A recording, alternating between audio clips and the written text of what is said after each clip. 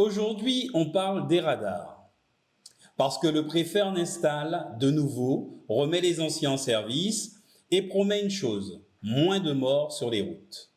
Sur le principe, personne ne peut être contre la sécurité. Mais il y a une question que personne n'ose poser. Comment peut-on demander aux Guadeloupéens d'être exemplaires sur des routes qui ne le sont pas? Depuis janvier, 15 morts, plus 9% d'accidents, plus 9% de blessés. Oui, c'est une hécatombe. Mais ce n'est pas seulement la vitesse, c'est aussi et surtout l'état des routes. Des routes défoncées, glissantes, mal éclairées, mal signalées. Des nids de poules qui deviennent des pièges, des virages dangereux, jamais corrigés.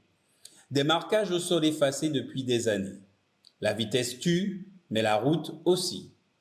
Les radars ont une efficacité prouvée. Ils sauvent des vies, mais à une condition, être placés sur les zones réellement dangereuses. En Guadeloupe, on installe parfois des radars là où il est facile de flasher. Pas forcément là où les accidents se produisent. Pendant ce temps, les zones accidentogènes connues, virages, descentes, carrefours mal conçus, restent sans aménagement. Un radar ne corrige pas un virage. Un radar ne bouge pas un nid de poule. Un radar ne remplace pas un lampadaire. On parle beaucoup de répression, on parle très peu de prévention. Pourtant, les études sont claires. La prévention réduit les accidents de 25 à 40%. Les campagnes jeunes, 30% de comportements à risque, mais ici, peu de campagnes. Peu d'interventions dans les lycées, peu d'actions pour les deux roues, peu de pédagogie.